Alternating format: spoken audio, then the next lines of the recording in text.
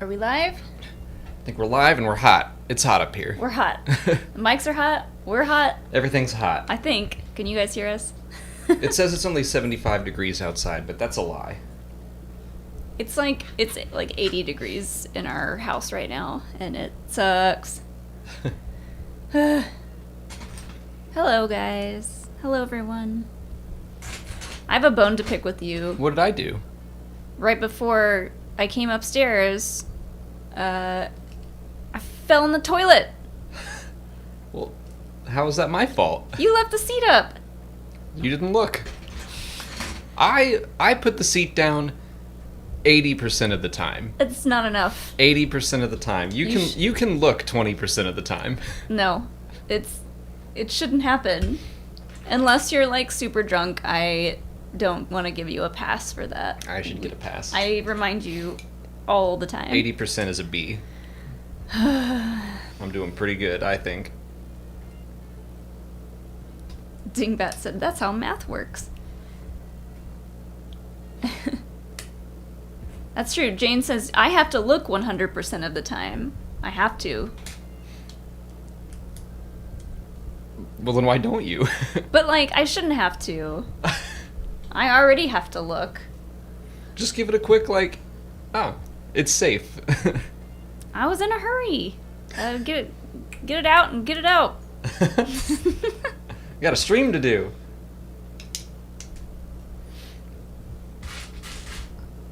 I am already sweating. This looks like it's going to be a small bag. Put a short tank top bag. on. Huh? Put a tank top on. I might. Take off your sweat shorts.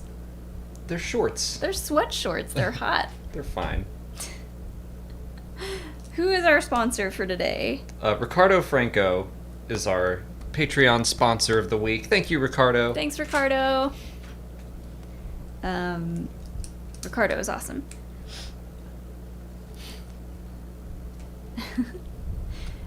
Dingbat mentioned my new tattoo. Thanks. Can you see it? Kinda. You can shove it in front of the GoPro. I mean, this is like I know, huge. This is getting to be... Pretty soon the head is going to be right here, just blocking my face. Oh, God. Kilo. Did you step on him? I think I just scared him. There it is. Oh, there we go. There's a better view. It's still pretty fresh. You got it, what, Tuesday? Yeah, I got it on Tuesday. It's pretty cool. It's very cool. I've been wanting this freaking tattoo for years, and I've just been lazy, non-committal. I was like, I'm doing it this week. I wanted it for my birthday. This way, it'll be nice and healed by the time my birthday's here. Finally did it. Maddie Gunner said that line work is so clean. Oh yeah, the guy It does I went look to really good. did a fantastic job, and I had seen some of his line work before, so it was in good hands. Where did you go? In case anyone in Atlanta is looking for a... I went to Liberty Tattoo in Midtown Atlanta. Didn't really hurt that much. This area right here is like a very low on the pain scale as far as like where to get a tattoo. Granted, this is just black lines. If they have to like fill something in, that can hurt a lot more. And this is small. It only took like half an hour to do, but it was really fun, and now I want 1,000 more tattoos. So it's like, now that I got one in the middle of my arm, it's like, all right, well, my having a blank slate over here is pretty much shot, so I'll just fill it up. But are you gonna get a tattoo? I think so. Eventually.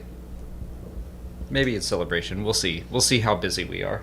Yeah, we keep talking about getting tattoos at Celebration because I think they're still doing it. The tattoo alley of like the big famous Star Wars tattoo artists. But something small. Nothing that would like be too painful and take too long. Yeah, something easy. I wouldn't get anything huge. But Yeah. All right. I have some ideas. You know what it is. Yeah, I know. Hold on. Let me uncheck all of these. Jane Dalton, thanks so much for the super chat. I think Alex has got it this time. We'll see. Can you name all of the Jedi survivors from the Geonosis arena right before Yoda arrives? Hint, there are 17. Okay. Obi-Wan Kenobi, Anakin Skywalker, Mace Windu, Kit Fisto, Agent Kolar, Saesee Tiin, Ki-Adi Mundi, Ayla Secura, Plo Koon, Stas Ali.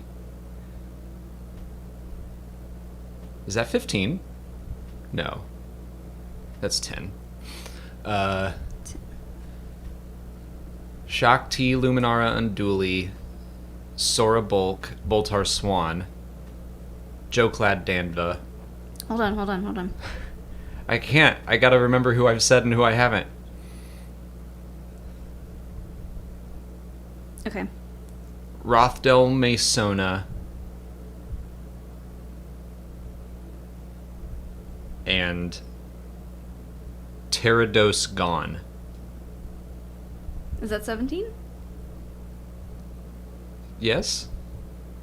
Did you say Agent Kolar? Yes. Okay, then you got him. You gotta keep up. I said This slow is down. important. This is important. I said slow down.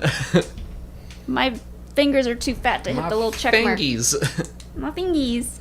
I did it. You did it! First try. He's ready. He's ready for anything we can throw at him now. Proud of you. Oh, man.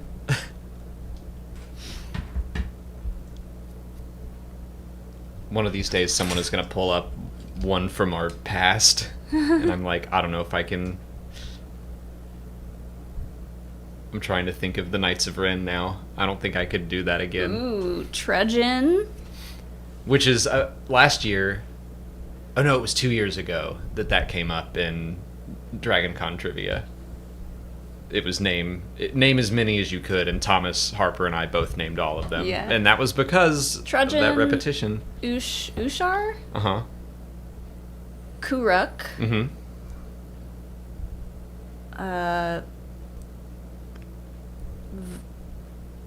Vortex, Vicious, You're close. It's not Vortex. Viscous?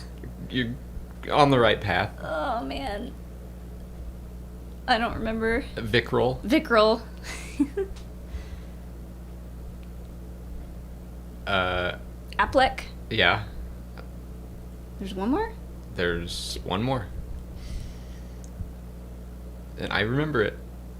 What's the first letter? C. I said Kuruk. That's a K. That's K.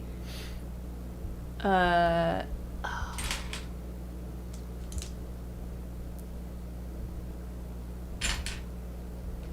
don't remember. Cardo. Cardo. That's always the one that you, for some reason, couldn't remember. And I just remembered it. It was similar to cardio. I don't know why that helped me remember it, but Yeah. it did. Good times. I still like Trudgeon is one of my favorite Star Wars names out of all of them because it just like he be trudging. He'd be trudging. He be trudging.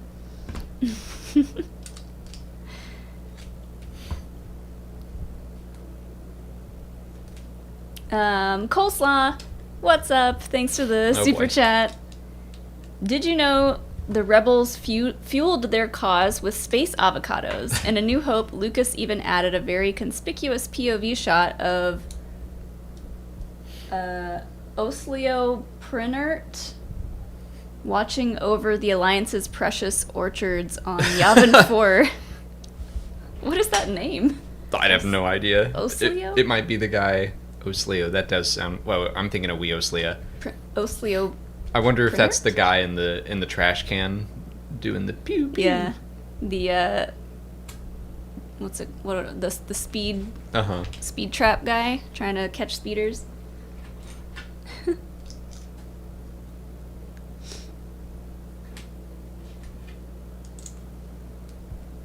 Good old avocado facts. Mm-hmm.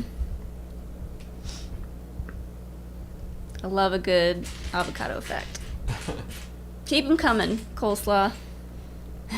Real quick, I was going to bring up exciting news that I started work on the... Real quick, is there no music on?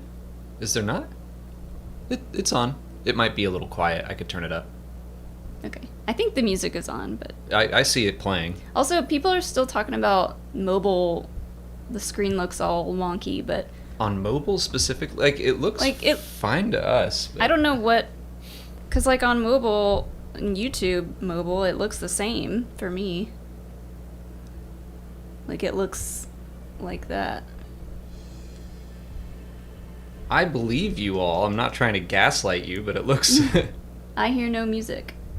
The music might just be low right now. I'm gonna check this out. Like, this is what my mobile looks like. Yeah, same. Are you using the YouTube app? Yeah, it looks fine to me. I don't know. I don't know. If you're viewing chat with your video on full screen, it puts YouTube chat on the left. Oh, and there the GoPro goes. The GoPro's been acting weird today. That is strange.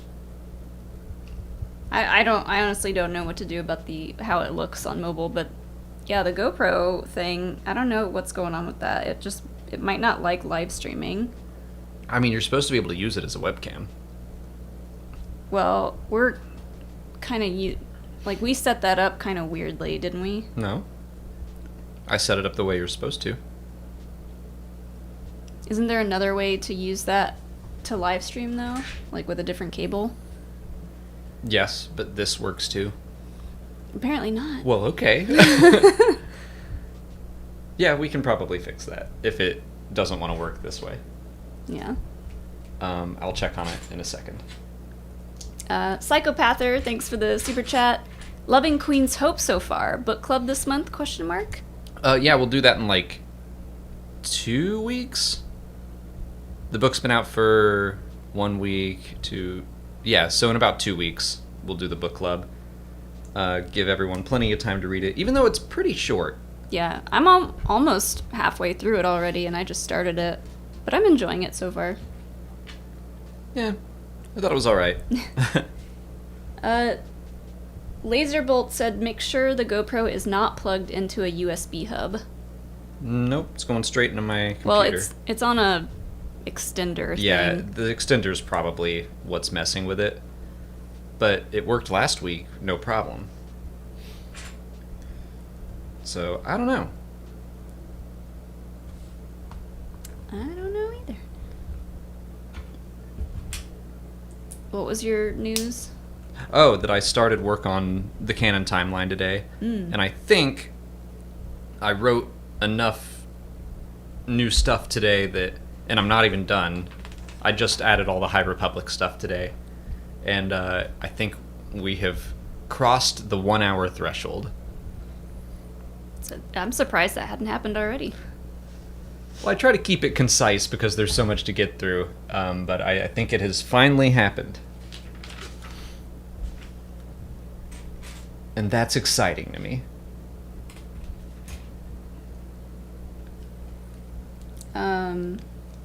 Yeah, some people say they don't hear any music, and some say it's very quiet, so I don't know.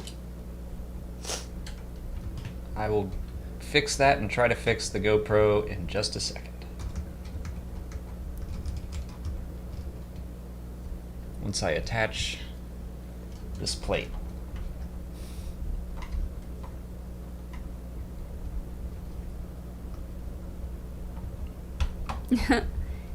J-Bell, thanks for the super chat. What's the backstory behind the time that Alex dressed up as Slave Leia? It was at Dragon Con. Well, it's multiple. It wasn't the time. Yeah. There have been 3 times at this point.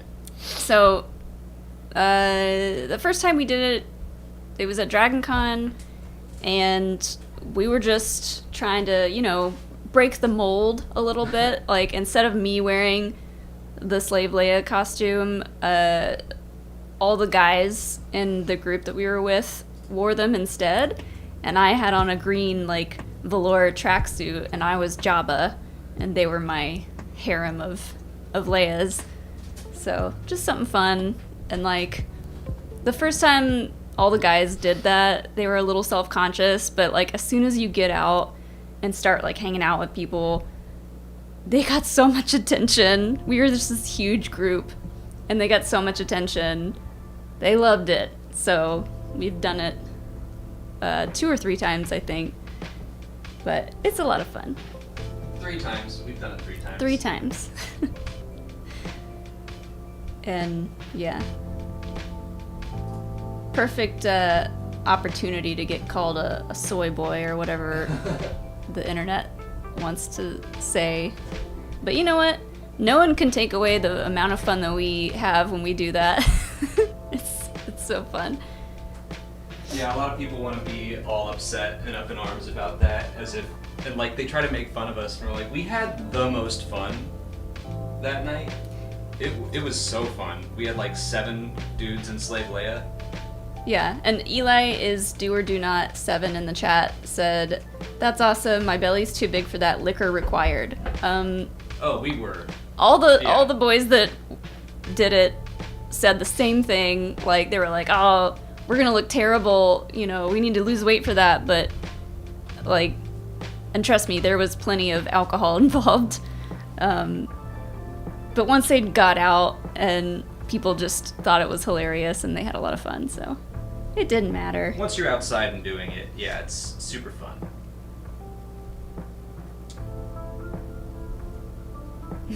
Dan Ritter said, "You look stunning, Alex." Thank you, Dan. One of our friends actually, like, tried to draw abs on with a permanent marker. He didn't try, he did it. Well, he did, but... And then he took his shirt off the next day, totally forgetting he had done that. Yeah. Actually, I think we all forgot he had done that. Turn off.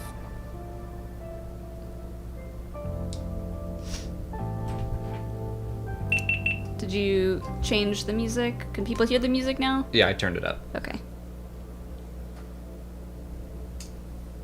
The amount of the amount of alcohol it would take me to get me to do that would put me in the hospital. You'd be surprised.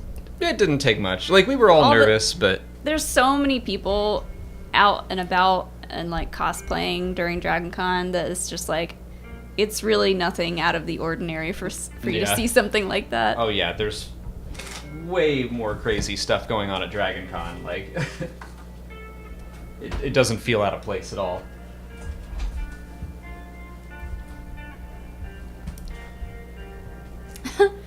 Coleslaw said, "I'm hairy enough that if I dressed up as Slave Leia, I might get mistaken for Black Chrysanthemum."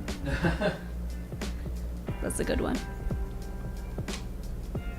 Matt McDonald, thanks so much for your super chat. Hello, had a full Jerry Gergich moment today when I dropped the Lego Porsche I've been building. Was so close to finishing. No! In time for time for an Easter rebuild. Oh no! Can you imagine Jerry building a Lego set? Oh, jeez. Ah, jeez. Why is this? That sucks. How many, like, pieces? Like, did you just, like, break the entire set? Because if so, that is heartbreaking.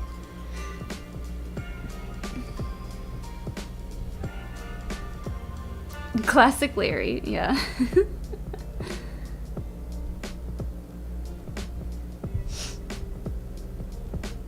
Oh, man. Oh, also, Farrell, we did get your candy in the P.O. box. Thank you so much. It's, Farrell sent us some Easter candy. We've got some Peeps flavored jelly beans, which we were worried because when we first opened it, we were like, oh, on the last Lego game stream, we talked about how much we didn't like Peeps. So we saw those, but they're Peeps flavored jelly beans, which I like jelly beans. Also, Alex got something cool in the P.O. box that I think he's gonna show off. Pull it in. Andrew Wolf if you're here, thank you so much. Send me the Galaxy's Edge Cal Kestis lightsaber. It's loud. That's loud. So that was a great surprise. Thank you, Andrew. It looks so good. I was absolutely going to get this when we went to Disneyland before Celebration. And now it's here. It's like, it's really big. Like, she's thick. And heavy. It's a solid chunk of metal. But yeah. And it's cool because, like, when we first opened it, I was like, oh, the bottom looks weird, but it comes with an additional piece where you screw the bottom on. But you can buy another one of these and screw them together and have the, like, double-bladed one. So you could just buy another one. Yeah, I might still do that. So this was a very cool surprise. So yes, thank you, Andrew Wolf.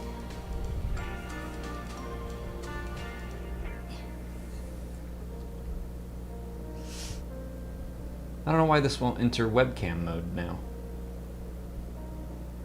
Oh, the Calenstagram says it's for a Lasat, which explains the size. Yeah. Is that true? Yeah, because it was Cal's master, the That's- double-bladed, huge Yeah. lightsaber. That makes sense. That's cool. Here you go. Oh. It's heavy.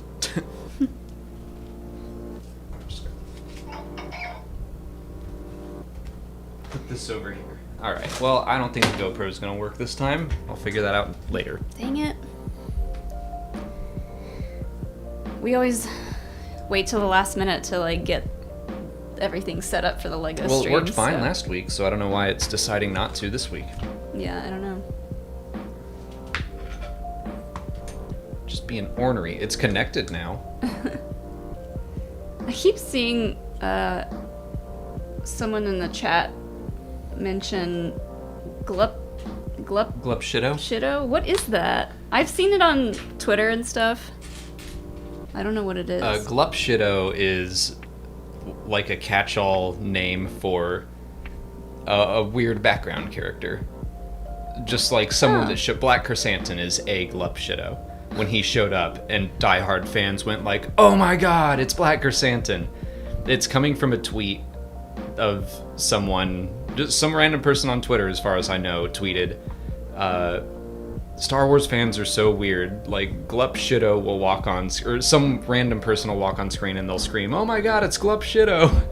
And so, like, that just became the catch-all term for Cad Bane. Like, especially to someone who only watches live-action stuff, Cad Bane, Cobb Vanth, Black Chrysanthemum, when a minor character pops up. Like Nicholas Sant Sure. in Return of the Jedi. Sure. Okay, that makes more sense. I thought it was like another, like, who do you stan? Who are your ships? Oh, were Or they asking something. who's your Glup Shitto? Yeah. Yeah, so that would... Biggs Darklighter is my Glup Shitto. Oh, okay. Then mine is Dark Ray, I Yeah, guess. it's such a fun sentence. What? Biggs Darklighter is my Glup Shitto. You need that on a bumper sticker. Yeah, that's what it sounds like. Yeah, saying a sentence like that just sounds like you're having a stroke. Mm-hmm. Biggs Darklighter, Cobb Vanth. They're... and I'll throw General Merrick in there too. They're my Glup Shittos. Trying to think who else I would say would be mine. I mean, Black Chrysanthemum, I got really excited when he showed up too. Maybe like Lulio Primoc, Yeah. Arodia Ventifoli. They're the new Max Rebo. Yeah. They need more time in the sun.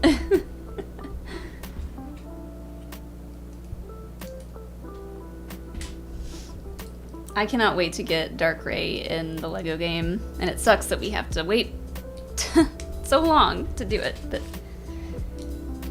it'll be worth it. Oh yeah, I still need to get I got the Dark Ray Gentle Giant bust. Just sitting in your office. I know I need to take it out of the box. We've been so busy But she looks so good and so spooky. She comes with 2 different faces, and one of them has like the scary sharp teeth. Love it. I think we've done this one before, but I can't remember. Bakey, thanks for the super chat. Name as many Dedgeric pieces as you can. Oh, man. Mantelian Savrip. I think the Hoojib is one. No, Hoojib is something else. That's that little rabbit thing.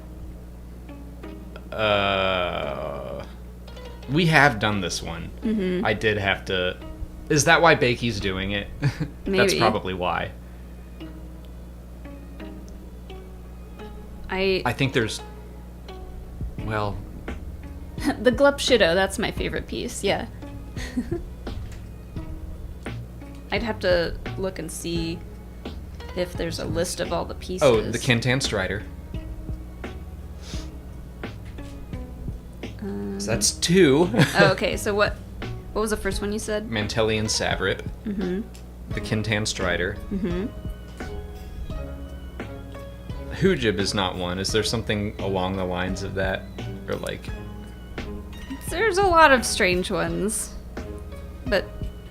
Hoojib is very close to 1. Okay. I knew it wasn't Hoojib, but it's... One letter off, basically. Real? Hoojik? Hoojix. Oh, okay. There's an X at the end. Alright. Well, okay, I feel better about thinking that was 1. And I was like, nope, that's that stupid rabbit thing. This has another one of my favorite, like, Star Wars names. It's just Gik, but it's spelled like Gahik, with 3 H's in the middle of a G and a K. Yeah, because why not? Gahik. Gahik. Alright, so it's like Goofy laughing. Oh, yeah. Oh, yo. Gahik. Oh, yo. Grimtosh, Molitor, Hoojix, Kintan Strider, Chlorslug? The Core Slug. Chlorslug. Mantelian Did we do this? Savrip. Yeah, we did. Like, as one of the things that I had to memorize all these? I don't think... it happened over multiple weeks? I don't know if it happened over multiple weeks, but I know we talked about this on a stream before. Monarch and the Ngak? Ngak? Yeah, it's like, it's got a little apostrophe. The Bulbous, the Scrimp. Okay, I remember that one. The Scrimp. I definitely remember the Scramp. And the Bulbous. The Bulbous. It's just Bulbous. And the Karkath. Never changed Star Wars. Mm-mm. Matthew Lang in the chat said, "Are y'all actually talking about something or just making weird mouse sounds?" We've finally lost our know. minds, and we're just making noises at each other. Ooh, Terabibe said Mbop. They should definitely make a Star Wars character called the Mbop. The Mbop Hansen. You just reminded me of when the other day, and it was like, I think it's time Lucasfilm unveiled the NSYNC footage. Like, it's been 20 years. Let us see it. Did they actually film something? I think so. Like, I remember reading that. I was 15 years old or so, and even back then I was like, that sounds like some BS. But I'm pretty sure it actually did happen. I think they did shoot a cameo, and they decided against it. I'm devastated that Michael Jackson never got to be in Star Wars, because he wanted to be. And that would have been amazing. Well...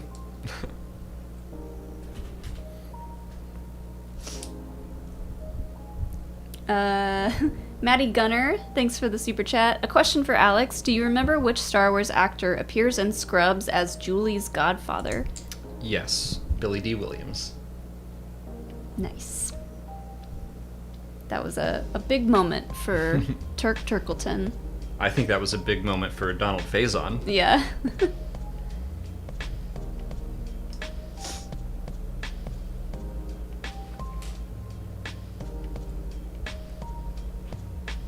And G-Bell with another super chat here. Why didn't Obi-Wan use force speed to make it past the shields on Naboo? He and Qui-Gon used it earlier in the film. Maybe it's a one-time use thing, like every year you can use it. It's like a D&D spell where you only get it, once a year. It's that powerful. So... Yeah, I can talk about this without spoilers. They actually address this a little bit in Star Wars Brotherhood, the upcoming book. Oh, really? Yeah. Cool. In a roundabout way. It's not like Obi-Wan sat down and pondered why he didn't use Force, whatever. No, like, he just kind of thinks about the nature of that power and whether or not he should use it in a given situation. Sorry, a little break sip there. And he's basically like, it'll drain me too much. It's too much concentration for what else I need to get done. Mm-hmm. So I think what they're saying is, if he had used the Force to run down that hallway, he didn't think he would be ready for the fight to come. When they were using it on the Trade Federation battleship, it was all just like, let's get out of here. Like, we're just escaping and we're not fighting. Mm-hmm. We're definitely not fighting Sith Lords. So there's that, but... Even though Sith Lords are their speciality. Well, that was eventually. That was by Revenge of the Sith. I don't really think it needs an explanation. I've always just been fine with the explanation that, he's fighting a Sith Lord. It's the first Sith Lord he's ever faced. He's never faced an enemy like this. He's just a Padawan. He's probably freaking out, and he's not, and his master's in danger. Like, he's not in the right headspace, because the Force, in the Clone Wars, they talk over and over again about how you need to be calm and centered, and I don't think that's where Obi-Wan was at that point. Mm-hmm. So I'm fine with that explanation, but Brotherhood drops a potential other explanation. Yeah.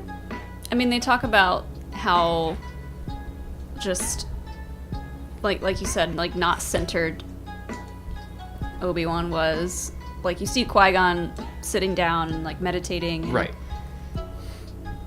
It probably slipped his mind. I don't know. No, I think that's a great point, is that Obi-Wan is meditating, Maul is pacing, mm-hmm. or Qui-Gon's meditating. Obi-Wan, I can't get my names right. Have I ever seen these movies? Your marbles are full of mouth today. Larry! Jeez. Maul is pacing, Qui-Gon is meditating, Obi-Wan is kind of in between. Mm-hmm. Like, he's not pacing like a predator, but he's not centered. He's, like, bouncing, ready to fight. Mm-hmm. So that's how I've always just explained it in my own head, is that, he's not in the right headspace to use Force speed and fight. It technically, I think, could have been possible, but, like, I think a lot of people will fall into the trap of being like, well, why didn't the Jedi just, like, use that one power and flick that switch? It's like, that's not how the Force works. Mm-hmm. It's not just like in the Lego Terrifying Tales when Spider Maul is like yelling, Force flip, Force cartwheel, Force blah blah blah. Like, yeah. That's not how the Force works. It's funny in a Lego game, sure. Or Lego short, but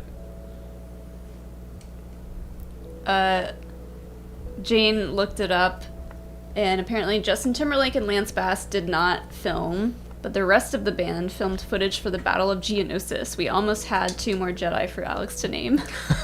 They would have died for sure. That's Come on. Crazy. They would have died. That's crazy.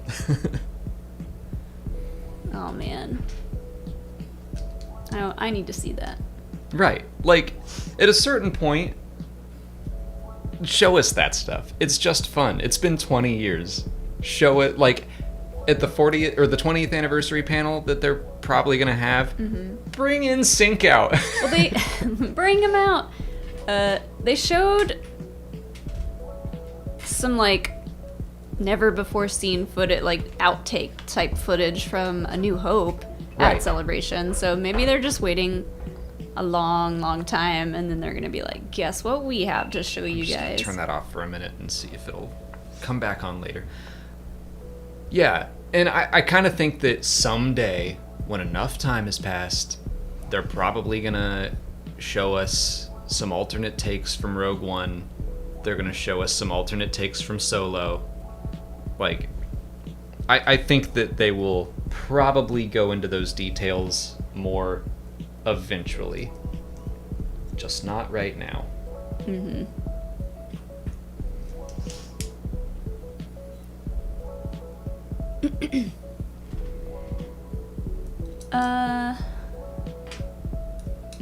Greg Dillon 117, thanks so much for the super chat, asks, are you going to do a review of this set? We don't really review the Lego sets. We kind of review them when they're done. Yeah, and like kind of at the end of each of these streams, we might talk a little bit about how the bag was to work on, but... I think at the end of all of our streams, we have talked about, like, when the set is done, we're like, that was fun, and here's what I like about it, or, like, here's what it does. Or throughout a stream, I'll be like, ooh, this is really cool. Like, I really like this tool and the way that you pose the AT-AT. I think that's really neat. But yeah, I'm not going to do, like, a review video all about the set. We're just going to build it. And then put it up there. Yeah.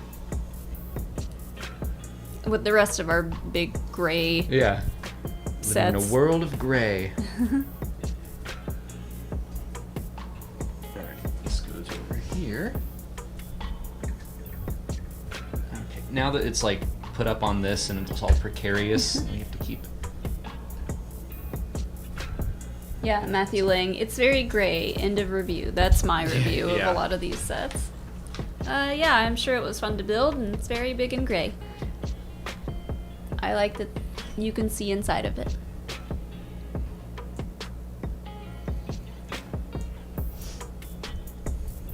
Wizard of OS, thanks for the super chat. Do you think we'll hear Grogu speak his first words in Mando Season 3? I don't know. No. I say no. I don't think so.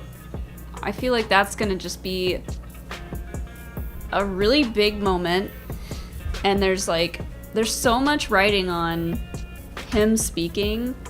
Like, is he gonna speak like Yoda? Is he gonna speak normal? Like, what would his first word be? I think there's too much pressure on him having his first words on the show that, yeah, it probably won't happen. But that's similar to what we said about him getting named. That's true, too. It's certainly possible. But I agree. I feel like it's a lot of pressure. I feel like he would lose some of his mystique in a way. Maybe lose some of his cute. I don't know. Would you find him less cute if he started talking? I'll ask the lead authority on Grogu cuteness. No.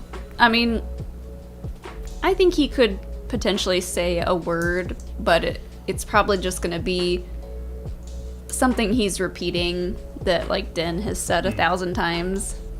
This is the way. Yeah. Like, I do think that he will speak or eventually. No. Like, no will be his first word. Well, that makes sense. No. I think he will speak in the series, but I think it'll be near the end. I think that makes sense when it's like, you know what, it's ending anyway, let's give him a word. Yeah.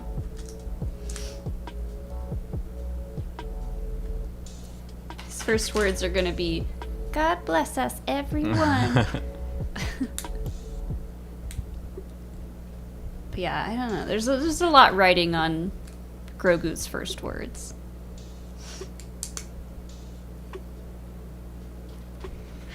Oh, Lightspeed Bear, thanks so much for the super chat. Hey guys, no question, just wanted to say I like the fun/goofy edits that you've started doing on the Q&As the last few weeks. Have a great weekend. Thank you. Molly, would you like to talk more about that? I've been editing stuff. I'm doing it. You put me in charge of something, it's immediately going to get goofier. I am happy with that. I think it's better. And a lot of people seem to agree. And how long has it taken you to give me 7 years? the ability to actually edit something I mean, it's taken me some time to learn how to edit, to be fair, but I've known how to edit basically for quite a while. We have off and on. You've edited a couple Q&As here and there, but yeah, now that you've wanted to like actually just make them goofy and stuff, you're caught on to that very quick and how to keyframe and stuff like that. Yeah, it's still I still have to ask for help on some stuff, but I'm getting better and better at it. And the Q&As are perfect because they're not too long. It's, you know, we kind of do... They're the longest video we do.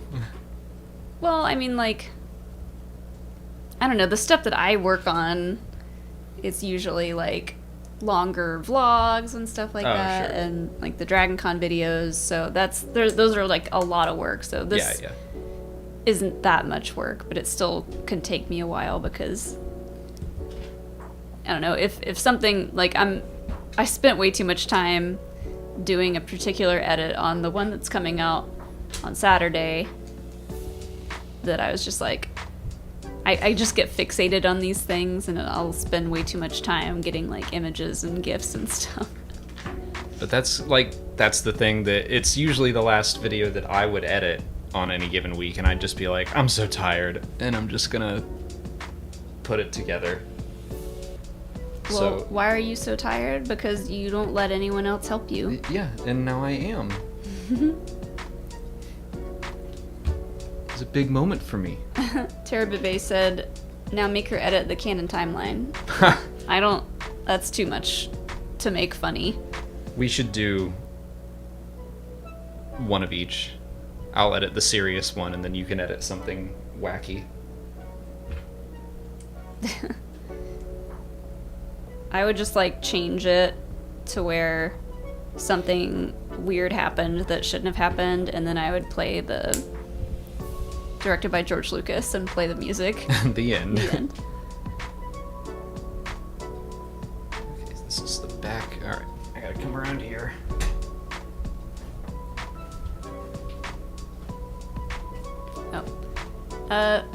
Paxton Rutledge. I hope I said your name correctly. Rutledge? I had an extra letter in there. Rutledge, sorry. Thanks so much for the super chat. Hey guys, been a while. I've got some curveballs for you. Would you say The Mandalorian has a bigger cultural impact than the sequel trilogy? Cultural impact? I think so. I think on the younger audience maybe, because I think like, it does. Everyone knows who Baby Yoda is. He's on everything. He's like the biggest cash cow of Star Wars merchandise since Darth Vader. Yeah, I mean, I enjoyed the sequel trilogy. It's not my favorite thing they've put out since Disney acquired Star Wars. But I think that The Mandalorian is proof that if you push Star Wars into new directions, like, I'm trying to think of even simple little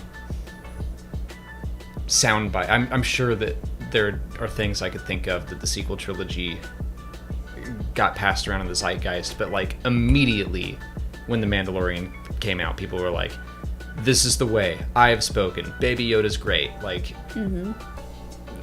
it just very quickly took over. I'm trying to think of, in terms of SNL skits, like, we got Matt the radar technician, which was huge. Sure. But they've also done, I'm pretty sure they've done Mandalorian stuff, haven't they? I don't know. I don't follow SNL that much unless they do something Star Wars. It'd be interesting to just take that kind of stuff and gauge it that way. Like, how many times has sequel trilogy stuff versus Mandalorian stuff come up in like random everyday skit shows? I have no idea. But it's hard to say. I do think The Mandalorian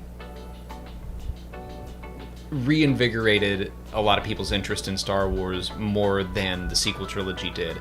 Like, obviously a lot of people went to see all of the sequel trilogy movies. They made a ton of money. But I feel like the general public, the more casual Star Wars fan had a lot more fun, like diving into the newer world of the Mandalorian. Yeah. And that's why I think that, you know, sequel trilogy is enjoyable, but it was a lot of the same stuff, like Luke and Han and Chewie and Leia and Lando, they're all back, and I feel like the Mandalorian, starting off at least, with a lot of brand new stuff, and, you know, even when they're bringing in familiar elements, it's Boba Fett, he'd be the most recognizable person. Mm-hmm. Otherwise, there are things that we would recognize, like Bo-Katan, but that's new for most people. So I think that I think the general audience is excited by all the newness. I think if you think about it in terms of good versus bad, the sequel trilogy has had more of a cultural impact negatively. Like, it became so divisive in the fandom, and you have everybody that has these severe opinions on, like, oh, the new movies suck. You know, I'm a purist for the original trilogy. I think if you're thinking in terms of, like, how it negatively impacted things, the sequel trilogy may have had a larger impact. Even that, though, I think that that's just within the Star Wars fandom. Most people might know that, like, oh, those movies were divisive. Maybe they know that. But for the most part, I think they were just like, well, I saw those movies and I either loved them or I didn't, and then I stopped talking about them. But then when The Mandalorian came out, they're like, oh, Baby Yoda's awesome. Mm-hmm. And, like, honestly, I'm trying to put my mind in, like, a more casual headspace. It's hard to do. Yeah, we'll have to consult our non-Star Wars friends and just ask them, like, what do you think? Because that would be an interesting conversation. We should sit down with some of them and, like, do a podcast and just say, what do you think about Star Wars? How often do you think about Star Wars? How often do you think about Star Wars? That would be a humbling experience, I think. Yeah. Well, when I talked to the guy that did my tattoo, he was just like, oh yeah, I don't know that I've ever done a Star Wars tattoo. And he was like, I thought the new movies were all right. He was so excited to Instagram it.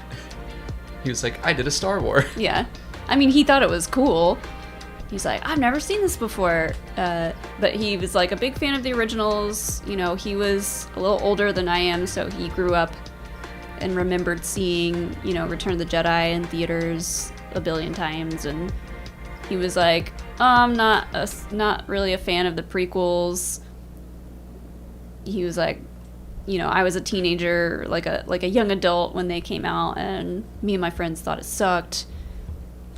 But, like, he just had a very casual thought process on everything, and it was so, like, refreshing to just sit and talk with him about Star Wars, because he didn't have any, like, intense opinions about any of it. He was just like, yeah, it's cool or whatever, and, like, there's this Star Wars joke in Raising Arizona that I thought was funny, and I was like, yeah, man.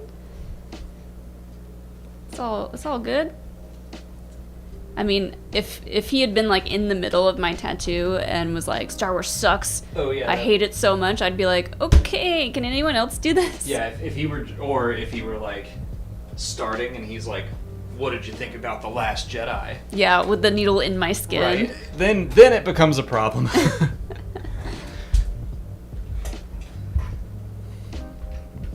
Alright, we're getting behind on Super Chats. We went on a rant there, but that's a great question.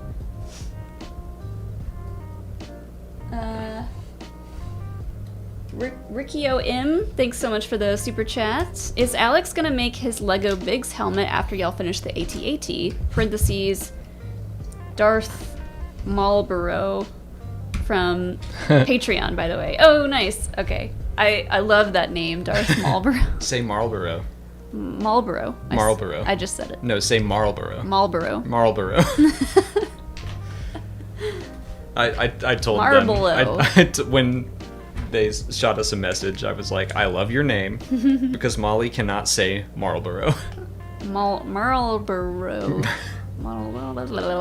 I can't. I think so. Like, yeah, I think do the helmets next. The helmets are next in line. we've been doing this forever, and like, how many more bags do we have? This is 13. There are 18 bags, so... All right. Yeah. We're almost done. I mean, 5 more weeks. We should finish this right before Celebration. Hope so. That's the plan. But yeah, we've got 4 Lego helmets down here ready to be made. 2 of them are the same, but one of them he's gonna try to make into a Biggs helmet. Well, yeah, that's what they're asking about. If we're gonna... I don't know, I might make the Luke one first to get used to it. And see what we're in for. But yeah, I've talked to Scout the Trooper, who is big into making custom Lego sets on Twitter, and I asked them to help us out and tell me how to modify it to make it Biggs.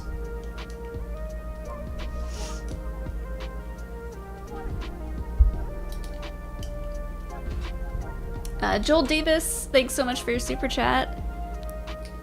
Would you ever want to see adaptations of any of the older movies, be they animated or even newer novelizations that align more with canon? We'd still have the original films, obviously. I mean, they've kind of done that with the original trilogy. They did some young reader, middle grade books for the original trilogy that answered a handful of questions like... why didn't Obi-Wan Kenobi recognize R2-D2? That's what's-his-face, Obi-Wan. Why didn't Obi-Wan recognize R2-D2 in A New Hope? And they kind of answered that and smoothed over those questions. So they have done it before. I haven't read them. I know that they have those answers, but yeah, I'm not big on adaptations like that just because I know the story already. And other than smoothing out some of those lore questions, I'm like, I don't know how much it has to offer me. Yeah. I like reading novelizations of the films, like, as they come out. But, I don't know, years and years after the fact, I don't know. I think, what are those called? The Galaxy of Adventures shorts online. Yeah. I really loved the look of those and like the animation style. So if they did just like shortened versions of all of the original trilogy movies in that style and just released them as little short films on Disney Plus or something, that would be really cool. But other than that, I don't know if I feel the need to see any other kind of adaptations. Maybe like a manga version they've of done the that originals. for A New Hope too. Well, of like the entire original trilogy, maybe. Something like that would be cool. I'm not really sure what other kind of adaptations they could make. Yeah, I would absolutely watch a Star Wars Visions-esque adaptation of A New Hope or something. Yeah. Like that. That sounds fun. I agree with the Cal Instagram. From a certain point of view, books is a great alternative to just re-releasing stuff. Absolutely. Yes, I love that. Because you can get a bunch of authors involved in that, who some of them will go on to, write their own full novels. It does seem like it's a testing ground, for new authors. And you got, half of it is full of Gulp Shitto stories. Yep. Look at you. Glup Shitto? Glup Shitto, yeah. Gulp? Gulp Shitto. No, ma'am. Half of them are Glup Shitto stories. We so. don't Gulp Shitto in this house. Oh boy. It's already Star Wars After Dark. It's not even I'm dark done. out. If you want to build a Spice Girl or something. If I want to build a Spice Girl, yeah, sure. I'll start one if you want to answer the rest of these. Yeah, let me see if this will turn back on and work. Therol, thanks for the super chat. For 420, what effects of Death Stick or Spice? Like, what kind of effects are there from that? I mean, I just started Queen's Hope, but there's a character that uses spice in the book for medicinal purposes, and I got so excited when I read that because I remembered that TikTok that we made where you were like, legalize spice. I did not make that up. They use it for medicinal purposes. It's funny. Alright, this is still not working. You're being a jerk, GoPro. Is the Oh no! What? Found an extra piece. Gotta see where it goes. Is the GoPro, is that, I assume that's USB 3.0. Maybe Yeah. it needs a 3.0 link. It is. It is a 3.0? I don't know. We need to get someone who works for GoPro to come show us how to use these. We probably just need to use an HDMI cable, a nice long, and get another Elgato adapter. Yeah. That would work better. Alright, I found that. Okay, that's fixed. Well, one tiny little piece. One tiny little piece. Could have I made did all it. the difference right on the butthole. That's the butthole right there, right? What's covering it?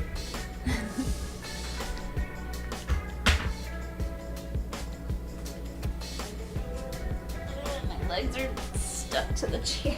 But I remember at some point Spice was like supposed to give people pseudo abilities in the Force, or maybe it just made them think they had that. I think that was more Legends, because you know Spice is based off of the spice from Dune. That's no secret. The spice must flow. Right. So, yeah, I think they just... That's... I forget everything that melange spice does, but I know it gives you powers and, like, immortality or something. And blue eyes. Where are the rest of these bags?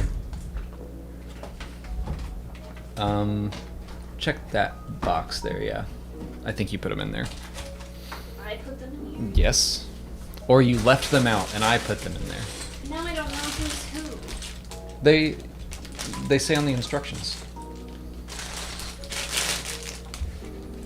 I think this is bag one, yeah. Which Spice Girl are you... Speaking of Spice, which Spice Girl are you building today? I'm gonna build Baby Spice. Okay.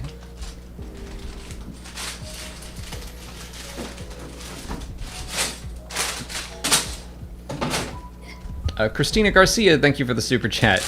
Do you think we'll ever see a Gungan in live action again? I sure hope so. I think we will. I hope so too. I think we will. That reminds me of in the High Republic show this past week, or yesterday. Someone asked in the fan submitted questions, which was a great question. Which character were you? They were asking the authors and the creators. Which character are you surprised people latched onto? A lot of people said Geode, which I'm like, that's BS. That shouldn't be a surprise. Yeah, you know what you were doing. You loved Geode too. But Charles Soule said Wet Bub, the Nile Gungan. And people did latch onto him. Was he in the comics or which? He was in Light of the Jedi. I'm pretty sure he died in like the very first High Republic book. I remember him now, okay. And everyone was like, no, Wet Bub! Wet Bub! What a fun name. But yeah, I think... like, the books and the comics have continued to play with Gungans and explore new aspects of them. I think that we'll do that in live action at some point as well. I hope so. It's been a long enough time to where people have come full circle on Jar Jar and they love him again, or they love him now. Mm-hmm. So, it's time. It is time. It is time. J-Bell, thanks for the super chat. I see two here actually, so we'll just... Well, you know what? I'm gonna do your second one first, just because it's so thematic to what we're talking about. What are things you appreciate about Jar Jar Binks? I mean, Ahmed Best, first of all. Yeah, he really dedicated himself to playing that character. I love how much he loves Jar Jar, despite everything and everything that he went through, which was awful. Still very proud and excited to talk about his performance. I was really, really happy. One of the panels I wanted to get into most at 2019 Celebration was the Phantom Menace 40th anniversary panel, just because I wanted to be in that room when he got a standing ovation. And we didn't and get he it. did. Huh? Yeah, I did. Huh? I went. To what? The 40th anniversary celebration panel. Oh, 20th. The Phantom Menace, I had my math wrong. The 20th anniversary celebration panel. Yeah. For the Phantom Menace. Yeah. You're thinking of the one for Star Wars in 2017. Yeah. We did not get into that one. Which one are you talking about? The Phantom Menace panel. The 20th anniversary Phantom Menace panel in Chicago, not Orlando. Did I go to that? No, you were hungover. No, I went to all of them except for the Mandalorian one. Or well, then did you were I? there or you weren't, but I was there. Andy was there, and he was hungover. He was really feeling it. Obviously, I was something, because I don't remember any of it. You sat down and fell asleep. Anyway, the whole room stood up and clapped for Ahmed Best, except for Molly, who was asleep. Okay. I don't think you were there. All right, I probably wasn't there. You were probably just napping, because it was Sunday, and we were exhausted. I think I gave my ticket to Andy to go. That makes sense. Because he cared more. He really was a youngin' when the Phantom Menace came out. Yeah, he was a bigger prequel fan than I was, so it's like, here you go, buddy. And he was. I'm going back to bed. He genuinely was so hungover. We all were. Yeah, but he was in a bad spot. Oh no. Anyway, I was really glad that I got to be in that room for that. But I also like how much Ahmed Best will continue to play the character. Played him in the Robot Chicken sketches to like an insane degree, which is really fun. Like we were kind of feeling bad about Jar Jar for how much the Lego Star Wars game puts him through. Like any chance they got, they would like throw Jar Jar off a balcony or hit him with a speeder or something. Yeah. I love how Jar Jar runs around in the Lego game. Me too, with his tongue out. And his like ears are all flappy. But in universe, I'd say that I like Jar Jar Binks's good heart, his big heart. The aftermath interlude about him is tragic, but also kind of happy. Like the fact that he becomes like a street performer, but still brings joy to children and likes doing that. It was a nice story. I like that Jar Jar represents like just a different part of the galaxy in Star Wars. You know, he comes from this like hidden Gungan city, and the Gungans, you know, he's like, oh, the Gungans don't like the Naboo, and then he helps them connect with each other. He helps two completely different species like come together and appreciate each other, and he's the big bomb bad general. Agreed.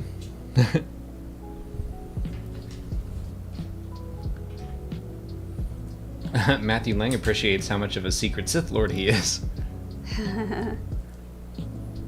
Which apparently there are some jokes about that in Lego Star Wars. I haven't seen them. Oh, I haven't seen them. Yeah, I need to look for them, because that's pretty funny. J Bell, thank you for your other super chat. Do we know the meaning of this yet? The danger of the past is not past, but sleeps in an egg. When the egg cracks, it will threaten the galaxy entire. What? It's one of the... Do I have that? It's one of the prophecies from Master and Apprentice that Qui-Gon rattles off, or someone. So say it again. The danger of the past is not past, but sleeps in an egg. When the egg cracks, it will threaten the galaxy entire. That's just basically saying history is doomed to repeat itself, right? I think so. I think that can't. Well, so that's one of the things about this book is that prophecy can be interpreted in any number of ways, and it's also like, you know, so can art and literature and stories. But yeah, I think that works. That, you know, you think that the danger is over, but it just is being reborn. It just goes in hiding, and eventually it will come back out. Yeah. So you could apply that to Luke and Anakin bringing balance to the Force in Return of the Jedi for darkness to only return again. But I do wonder if this has something to do, if the whole egg metaphor, if it could have something to do with the High Republic. Because this book came out like the day before the High Republic was announced. Mm-hmm. So Claudia Gray knew about it. Cavan Scott had already been dropping some hints, I think. So maybe what we learned yesterday, man, that like just the cover reveal and what little they talked about Path of Deceit got me going into Charlie Day conspiracy mode and figuring out like what does it all mean? Oh, you know what I think, because like we talked about it on a Q&A, and I went through my whole spiel of like what I think happened, and like the Jedi are trying to cover all this stuff up. Uh-huh. Well, that's what I'm wondering, if the Jedi, whatever they encountered on Dalna, which we know is going to involve Marchion Ro's family, if they cover up the danger of the past, and it's not gone, it sleeps in an egg, and maybe they laid an egg? Maybe Marchion's people lay eggs. Ooh. Wouldn't that be fun? I kind of think the egg is metaphorical, like you suggested. Yeah.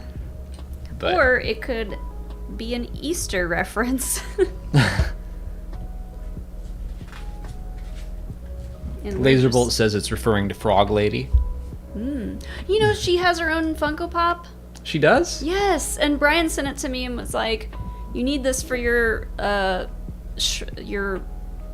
shrine of women in Star Wars." And I was like, I do need that for my shrine of women in Star Wars, because she is absolutely worthy of being added to that collection. I will say this is so much easier to build than the first one I did. Every time the egg prophecy comes up, I think of there's an egg in the Poe Dameron comics where it like births a kaiju. It's in like the first 4 or 5 issues or something. It's just a little thing from the first arc. It makes me think of that's what I always think of. Suga. Yeah. Suga. There's so many eggs in Star Wars. It could mean any of them. Yeah. It's definitely the one that the Jawas want to eat. Ooh, Joel Davis is coming in here with a hot take. Coming in hot. If the third acts weren't perfect, both A New Hope and Return of the Jedi would be meh films at best. Yeah, I said it. Are the third acts perfect? Yes. I will agree. Well, I'll say that both of them have perfect third acts. Even that's debatable. You know what? Yeah, that is debatable. Return of the Jedi is a very weird movie. Mm-hmm. It's super silly. And it starts off with a side quest that was necessary. We needed to get Han back. It ends sort of abruptly. Yeah. Everybody, like, Leia's last line in the movie is He's my brother. He's my brother to Han, and then that's it. That is the last line of the movie. Yeah, and there's like so much that happens that there's no more dialogue, and then it just ends with this like happy celebration on Endor, and like the end. Return of the Jedi is and Luke is out there burning his dead father. Like, ooh, okay. It's a weird movie, but it works. Yeah. Like they do everything they need to do to emotionally tie things up, especially between Luke and Vader. Like that's, I think, what the most important thing was, and they nailed all that. Everything in the Emperor's throne room is perfect. Yeah. And I think the Battle of Endor, especially the space stuff, is perfect. A New Hope, I think, gets a lot of pass. Like, the third act is perfect. The Death Star trench run is amazing. And it can't be improved upon unless Biggs Starklighter survived. But, that's just how it went. Okay. I do think that looking at it now, I understand when people are like, A New Hope is boring. And I'm like, okay, I get what you're saying, but it wasn't in 1977. Like, in 1977, no one had seen anything like that. And they were like, what is happening? Like, I'm really there. Mm-hmm. They had never seen special effects like that. Well, like, Luke doesn't show up until it's like half an hour, maybe 15 minutes. Okay, well, it feels like half an hour into the movie, and like Han and Chewie don't show up until even after that. So like, people who don't know anything about Star Wars and haven't seen them, watching A New Hope for the first time is probably like, get on with it already. What are these robots doing out in the desert? I agree that I think A New Hope is also a weird movie by today's standards. Mm-hmm. But it works. And like, George Lucas filmed scenes with Luke beforehand, but he was just like, he's not important to the story until 15 minutes in. And like, everyone fought him on that. And they were like, you're crazy to not introduce the hero of your story until 15 minutes into this movie. And he's like, that's when he comes in. Like, that's just how it is. People just don't have the patience for movies like that anymore. I mean, a lot of that has to do with the technology nowadays in films and how everything, there's just like so much cool CGI, explosions, computer stuff, like everything is like super in your face and loud and quick. Well, a couple months ago, I was listening to the commentary for A New Hope, and George Lucas is talking about how audiences today are like, this movie moves at a glacial pace. And he's like, people didn't think that in 1977. Yeah, they were trying to keep up. Yeah, because they had no idea what was like, what's a hologram? What's a oil bath? Like, he was like, I'm not going to explain all that stuff. It's not important to the plot. I'm just going to keep on moving. That's why it was so, just like, it changed history, because no one knew that any of that stuff could be in movies, and they didn't, like, a lot of that stuff didn't exist yet, even as an idea in science fiction and fantasy. And now it's like everywhere. Mm-hmm. So. Agreed. I understand when people say, oh, it moves slow now, but I'm like, it changed filmmaking. I was listening to Force Center today. They were talking about playing the new Lego game, but Ken was talking about having a conversation with Steph Sabra, who is part of the Schmodown. She's on SEN. And she was saying that, like, a lot of people her age don't like A New Hope because of those same reasons. Like, it's boring, like, it's slow. It just doesn't hold people's attention like movies used to be able to do. So totally disagree. I don't know, like, we're not of that younger generation where we can't just assume that stuff like that is going to hold people's attention. I think it depends on when you watch A New Hope for the first time. Yeah, but she's saying, like, other people her age don't want to watch it because it's boring. I guess, but like, I don't know. Again, I just think that it matters when you show a kid A New Hope, probably. Because when I watched it, I was enthralled the whole time. Like, I didn't think it was boring or slow when I was 7. Well, your parents also, like, didn't let you do much. That's true. Yeah, I mean, I saw some Star Trek before that, and compared to Star Trek, Star Wars is amazing. Mm-hmm. Boom! Trekkies. Take that. And Chazotron 5000 says, imagine how slower it would have felt if Marcia didn't edit it. If she had edited it, it still would have had the Biggs Luke scene, which, as much as I love Biggs, shouldn't be in the movie.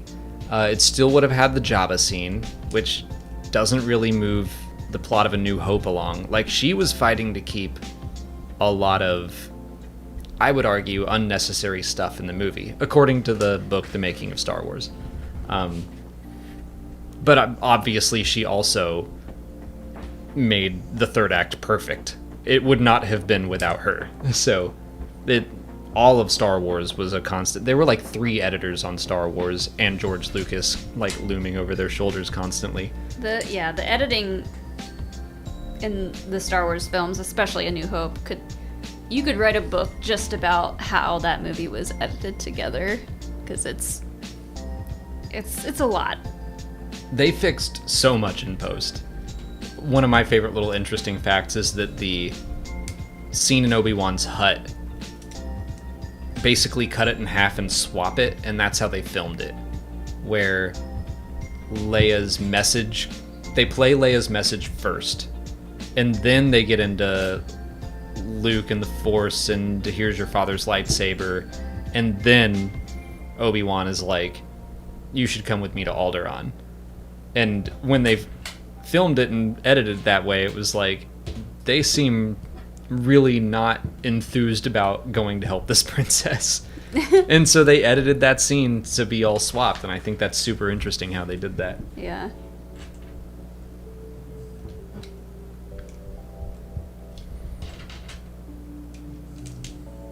Nope, and Joel Davis, thanks for another super chat / I can call them super hot takes, I guess. Hot take number 2, episode 6 and episode 9 have a lot of the same issues, but since 6 is better executed, the problems are less noticeable than in 9. I think I agree with that. I think, for me, 9 didn't bring it home, I guess. 6 didn't suddenly introduce like an ultimate villain, though. It was the same villain that we had known all along. Yeah, he was mentioned and then he was shown. Yeah, I mean, everyone knows I'm no fan of the Emperor surviving Return of the Jedi. I definitely feel like episode 9 is the kind of weirdo of the bunch. Mm-hmm. But I also don't think that it has the weird, like, half of this movie is a side quest. Like, yeah. It's a little more cohesive. They don't have to go rescue anyone at the start. But it's so frantic. The start of Return of the Jedi is kind of weird, though, like, especially when you get into the Rebel Alliance stuff. Everyone's been promoted. Like, well, everyone had died in The Empire Strikes Back. So. Yeah. It just... Things escalated really quickly, and it's just... It has a whole different vibe. The Rebel Alliance has a whole different vibe in Return of the Jedi. Mm-hmm. They're like, the Emperor is here, we gotta go now. Yeah. Like, they have all the power now. Well, I don't think they're just like, we're gonna throw everything we have at it, which isn't much. Yeah, I think that Return of the Jedi knew what it was doing the whole time. Like, I think it knew, and that's what it comes down to, where my argument is, like, the sequel trilogy didn't necessarily need a plan, but it really would have helped to have one person, the way that Lucas produced all 3, and, like, really was in charge of that story. Mm-hmm. He wrote or had a hand in writing all of them, and at least the story behind it, if not the screenplay. And so I think Lucas knew what he wanted to say, and I don't think JJ had the luxury of time when Colin Trevorrow was removed from episode 9 and then JJ was thrown into it and they didn't move the release date for him or anything. Yeah, I don't think that he had a clear vision of what he was going to say or do in episode 9. And so that's why it feels like a mess, in my opinion. Mm. Yeah. What a mess. It can be a real fun mess. A gorgeous mess. It does look good. A hot mess. Yeah, that's a good way to put it. It is fun to watch. Like, it's got some good laughs. I really liked its sense of humor. And it does have some good ideas, but it just didn't super bring it home for me. Yeah, every additional time I watched episode 9, I loved the humor more and more. And I'm a sucker for humor in Star Wars. I don't think it makes it too goofy. I don't think it's out of place. I love it. So all that stuff works really well for me for episode 9. Some stuff I thought was goofy, but like the second or third time I watched it, I was like, no, I like this. Who am I kidding? I just said earlier that like anytime I get to edit something, I make it goofier and goofier. So I'm almost done. Well, you might need to keep going. We've got another super chat from Joel Davis. Thank you. I find age determines your opinions of Star Wars. I was a prequel kid, so to me the prequels over the originals any day, and I think the same applies for the sequel trilogy. Totally agree with you. I've likened Star Wars eras to James Bond's before, and at least in my experience and in my friend's experience, whichever James Bond you grew up with is kind of like your gold standard. So I love Pierce Brosnan. I love GoldenEye. Mm-hmm. Even though we also had the game, though. Yeah, but that's part of it. I mean, we grew up with GoldenEye, and it was a big formative moment in our lives. Well, that's the same for all the movies. Yeah. Even though the rest of his movies, not so good. Well, what about the video game music that slaps so hard? Oh, I don't even know how to imitate that. Like very industrial. Yeah, no, I can't imitate it, but like it just does great. Slap super hard. Agreed. But yeah, I think that the way that you're introduced to Star Wars, whether it's a movie, whether it's the Clone Wars, whether it's a book or Lego Star Wars or Forces of Destiny or Galaxy of Adventures, like I think that how you're introduced to Star Wars is going to play a huge role in how you view the rest of the universe. And it does, I think, take some work to start to accept all of it. Mm-hmm. Like, I think I'm at a point where I definitely prefer some eras to others because I grew up with the original trilogy, but I also pretty much grew up with the prequels. So like I have a weird point of view where the originals is those are my gold standard, but I was young when the prequels were coming out, and to me I was just like, yep, more Star Wars, bring it on. Mm-hmm. I have no problem with any of this, and I was confused with all the critics who had a problem with this.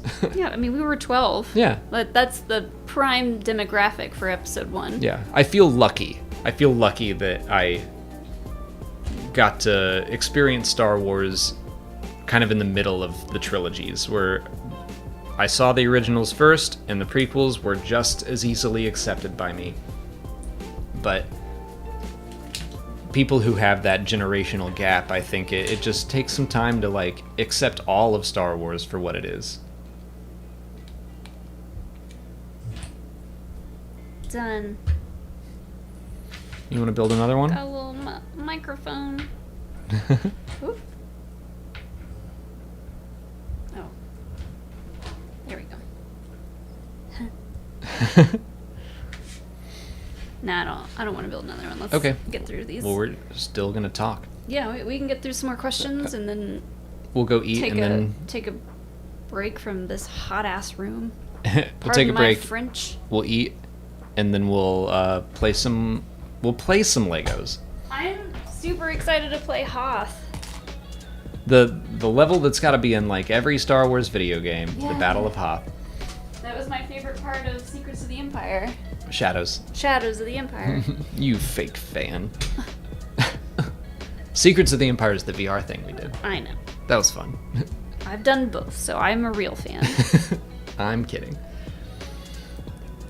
Joel Davis, thank you for one more super chat. Oh, nope, I see another one. But Joel Davis, thank you. I think adaptations could help get younger kids into Star Wars for anyone who can't get into films made in the 70s and 80s, which is a thing. Yeah, that makes sense. Like we were talking about. Yeah, I understand when kids today, these youths today, think that A New Hope is boring.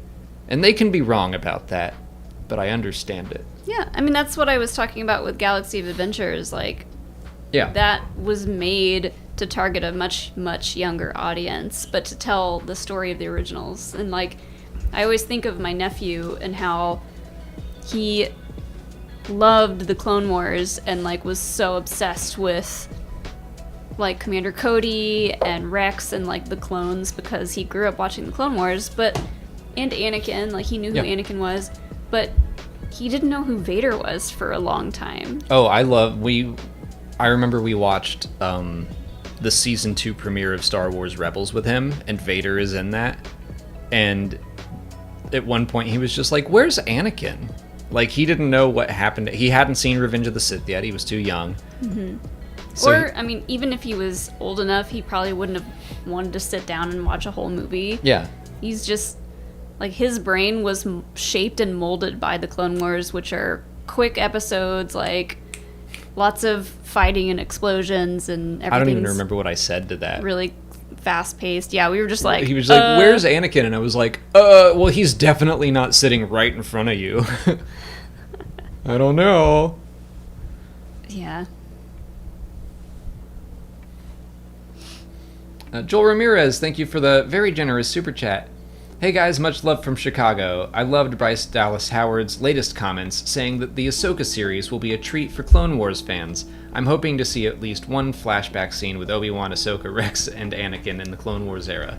Oh man, imagine the possibilities we are going to have for Ahsoka, because we have Ewan McGregor, Hayden Christensen, Rosario Dawson, Tamira Morrison. Like, they've all been doing stuff for Star Wars recently.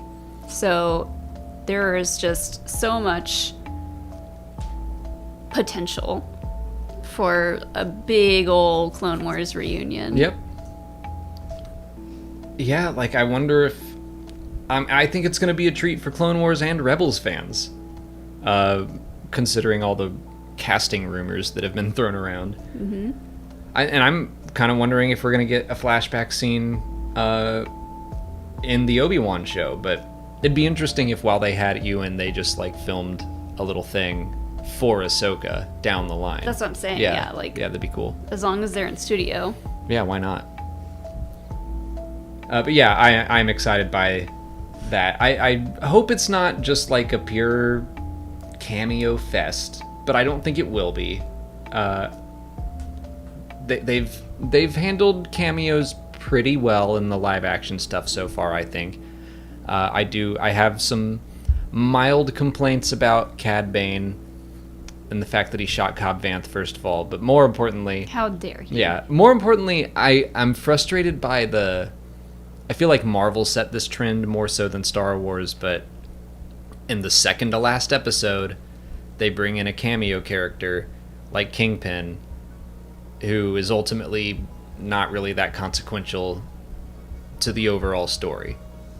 Cad Bane, I think, was more consequential, but I'm like, he could have been more impactful if he showed up earlier in the series. Mm-hmm. That's all.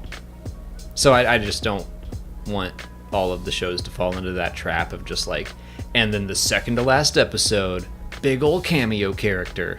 Yeah. Like, just don't treat them like cameos. Treat them like characters in the story the whole time. Yeah, I think that's still gonna happen though. Yeah. Look what it did for Book of Boba Fett. Yeah, it was cool. And Mandalorian. But God, it when would have been... Luke showed up, it was huge. Yeah, sure. But someone like Cad Bane, Luke I get. Luke swooping in the final episode of Season 2. And stealing Grogu. and kidnapping Grogu. Like, that makes more sense to me than Cad Bane, who is a stranger to most people, but, like, the, like, hey, check it out, nerds. Look, I just wish he were a bigger part of the show. Yeah. Recio M, thank you for the super chat. Mild potential spoilers for Thrawn Lesser Evil. That book came out a while ago. It's fine. Do we know anything about the Nemoidians that show up in that relatively unexplained? That was... Yeah, the book that came out in November. So I haven't read it in like 5 months. I think that had to do with a Legends book. Because Lesser Evil and the other Thrawn books to a degree, the Ascendancy books, tell the story of Outbound Flight from Star Wars Legends. And the Nemoidians are prominent in that. So I think Zahn was just trying to tie his new trilogy into his previous Legends work. I think he was just trying to make that a little more cohesive. I don't know, I didn't read it. It was long. I can't handle the Thrawn books. It's so long. They're just... Look at it's that. a lot. That's thick. That's a big boy. Big blue boy. I enjoy Thrawn in Rebels, but I just never got into his books. Not even the first one, which I loved the first one. A lot of people love the first book. That one was great. The rest of his canon books haven't super landed for me. The first Ascendancy book I liked, but then I felt like they got really, really complicated. I need a bathroom break. You can go. I'm gonna go pee. But yeah, I think that was Zahn trying to connect things back to Star Wars Legends a little bit. Deidre Russell, thank you for the super chat. How much sleep do you lose worrying about Pippin knocking the AT-AT over? Tell her thanks for tagging me in that Facebook video that we watched it. Molly wants you to know that she thanks you for tagging us in that Facebook video. We did watch the whole thing of you talking with the Galaxy's Edge bartender. That was super fun. I don't think he can do it. I mean, he could, but he tends to not be super aggressive with something like this. Like, he might paw at it a little bit, but I don't think he would jump up and push it. So no, I haven't worried about it yet. Maybe I should more. But I have moved it off the table sometimes just to put it on the floor and keep it out of the way, because it is huge, and it's just in the way constantly.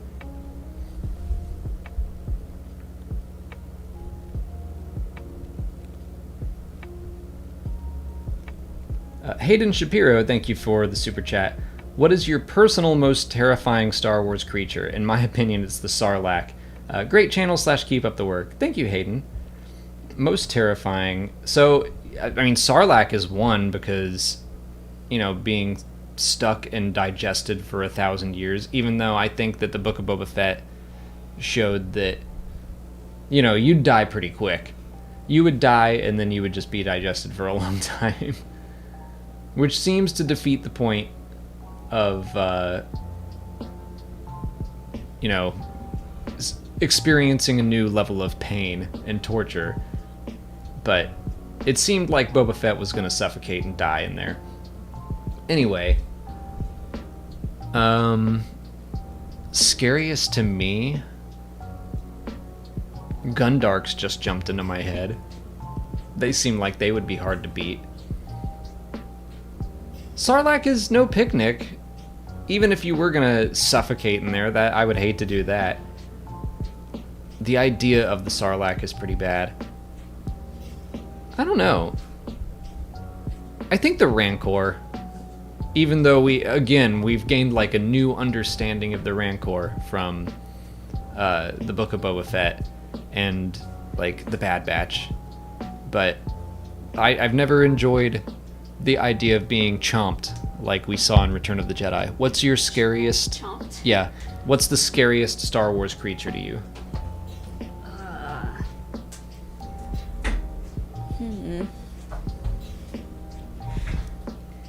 The spiders in Fallen Order Yeah.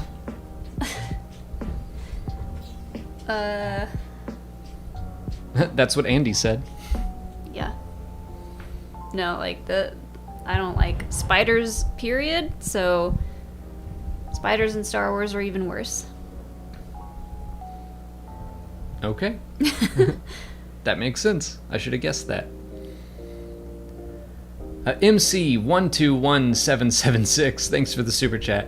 Love the High Republic, getting more into LEGO. What are the odds that they'll ever do a Starlight Beacon UCS? Ooh. Isn't there like a custom set of that somewhere? Scout the Trooper made one. It wasn't like a UCS size one, I don't think, but... Yeah. I don't think they're ever gonna make anything from the High Republic into LEGO. Maybe officially. As like the Acolyte comes out, Grammar Rodeo, whatever that is, like if the era keeps expanding, then we might see some like a Vector. If a Vector or if Starlight Beacon shows up in one of the Disney Plus shows or in a movie, yes. Yeah. If not, I don't think we'll see it. I would be unfortunately skeptical of seeing anything from a book getting made into Legos or action figures or Funko Pops, even though I would absolutely buy that stuff up. I mean, there's not a lot we wouldn't buy up. Yeah. That LEGO I think there's hope, but I'm not expecting it until, we see it on screen. I don't think enough people know about it to make it profitable, probably. Paxton Rutledge, thanks for the super chat and has a hot take of his own. I think Revenge of the Sith is a solid film. That's not a hot take. What character death will you always be salty about? Mine is Phasma's death in The Last Jedi. Turns me into steamed ham. I think your hot take was a fake one. That was a hot fake. Some people still just assume everyone hates the prequels, so if they like one of them, I think that's a hot take. I feel like even people who like really hate the prequels are still like, but Revenge of the Sith is pretty cool. I mean, I know tons of people who think that that's their favorite movie, their favorite Star Wars movie. Yeah. They think it is. Yeah. They think it is. They think it They're is. They're not right. But no, I'm kidding. What they mean. Like our friend Andy loves Revenge of the Sith the most. Phasma's death is one of them that makes me salty. Yeah. That taught me a lesson that day to not trust the books and comics for my theory crafting. Yeah. Ben Solo. That was going to be obviously. And can you even see that? Nope, it's blocked. That's my Biggs helmet I just touched. But yeah, Ben Solo surviving Episode 9 would have gone a long way for me, in my opinion of that movie.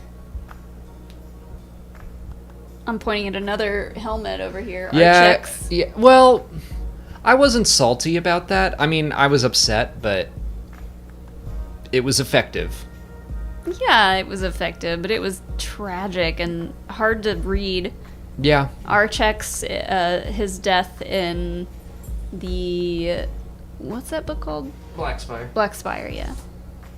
Such a great book. Yeah, this was a good book. Read all of Delilah Dawson's Star Wars books. This was an impressive feat because, you pick this up. Man, this was a big one, too. You pick this up and you think it's going to be a commercial for Galaxy's Edge, and she wrote a really, really good story. That made me upset, but in the right ways. So Archek's is a good one. Who else? I'm a Gundai. He was a good Jedi. This is a cool... Is this supposed to be Black Spire? Yeah. That'd be a cool tattoo. All right. Everything I see now is like, could that be a tattoo? I could make that a tattoo. Joel Davis, thanks for another super chat. Something funny I've noticed is a lot of my friends who love The Last Jedi don't really care for or have interest in the rest of Star Wars. That is interesting. And it's almost like Star Wars needs to continue expanding to make new fans. It sure does. It's almost like The Last Jedi is just a good movie outside of just being a Star Wars movie. It's Even though almost- it's far from my favorite Star Wars movie, I can recognize that. It's not far from me. And It is far from me. Like, as far as Star Wars movies go, I remember coming out of The Last Jedi being like, I don't know. And I still kind of feel that way. Like, it's very mid-tier for me. But when people explain their arguments for why it's a good movie, I'm like, yeah, I get it. Just not usually what I personally want from a Star Wars movie. Mm-hmm. But that's what I think Joel is getting at, is that it did engage interest from people outside of the Star Wars fandom, and that's still important. I said we were going to go through these quick. Okay, well, I'm trying to give everyone some time. Or we could hit pause and go eat and then pick these back up in our Lego stream. Our other Lego stream.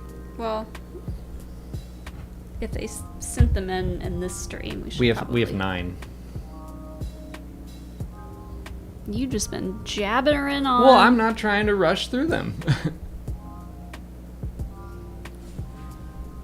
Jay Bell, thank you for your super chat. George Lucas offers to officiate your wedding. He won't let you read the ceremony beforehand, and he says you'll owe him a favor after. Do you accept? Yes, I do. Not gonna ask me. Yep, I signed the contract already. Okay, well then, I guess it's happening. Do you not accept? What if he does it as like a big joke and he's like, I'm gonna prank these nerds. And he doesn't, Still a great story. he doesn't even show up. He doesn't. Okay, well then I'd be upset, and I would not fulfill my favor. Oh, okay, that reminds me. I know we're supposed to be getting through these quickly. Yeah, now who's jabbering? But the guy who did my tattoo did have a funny story for a friend of his, and he said a friend of his worked in California as a bartender for like this catering company, and they catered an event at Skywalker Ranch. And the bartender guy was like he still is a huge Star Wars nerd and fan, and so he was like super excited to do this, and they almost didn't let him do it because they were like, you're gonna be weird because you like Star Wars so much. He's like, no, I'm not gonna be weird. And he was telling me this story, and he was like, yeah, so my buddy's there trying to play it cool, just making drinks, and George Lucas comes up to the bar and orders 2 drinks from him, and he makes them, and he's working really hard and just trying to like be perfect at everything, and he's like, this is the only opportunity that I might ever have to speak to George Lucas. So he finishes making the 2 drinks and he puts them up on the bar, and he goes, these are not the drinks you're looking for. And he said George just looked at the drinks, looked at him, and said, yeah, okay. Like, was not having it. All right. Yeah, okay. Probably happens every time he orders a drink. So Okay. that guy has to live with that for the rest of his life. Like, oh man, I totally messed that up. You blew it. You said you weren't gonna be weird. Yeah, okay. Great story. Jane Dalton, thank you for the super chat, says, last time I swear, Molly, you name all the Jedi survivors from the Geonosis arena right before Yoda arrives. Hint, there is 17. Oh no! Okay, let me name the hard ones first. Joclad Danva, Sora Bulk, Terados Gon,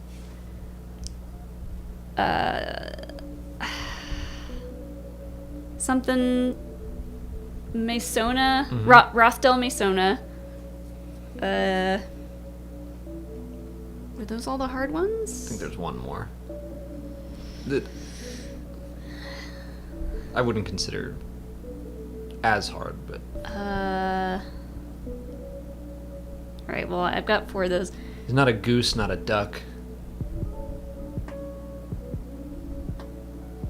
But another, like, aquatic bird. A Swan? Uh-huh. Oh.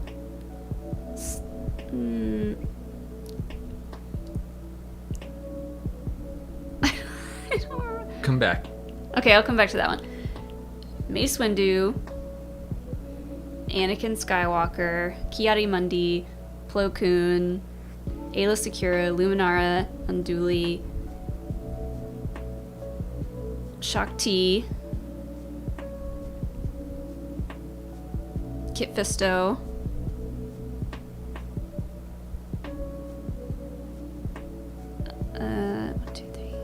5 more? Yes.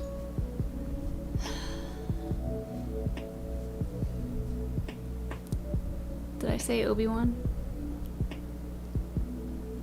I don't remember. I said Mace Windu and Anakin. I think I did say Obi-Wan. Oh man, I can't remember. Yeah, it's hard. Oh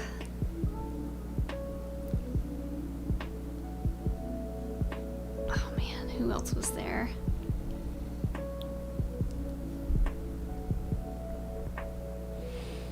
Everyone that's seen killed during Order 66 is part of it. Agent Kolar, Stacey Teen.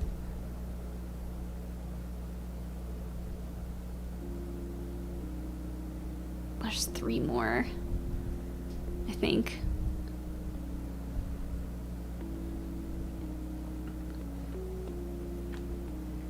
Did you name all the Order 66 people? I said Kit Fisto, Mace Windu, or okay, you're talking about Aayla Secura. You said her. I said her. I said Kit Fisto. I said Kit Fisto. I said Ki-Adi-Mundi, Plo Koon,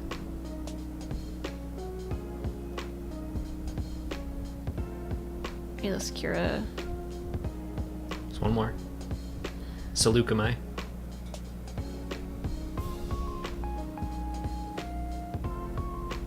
This is Vindication, because this is one I forgot a lot. Stas Ali. Yep.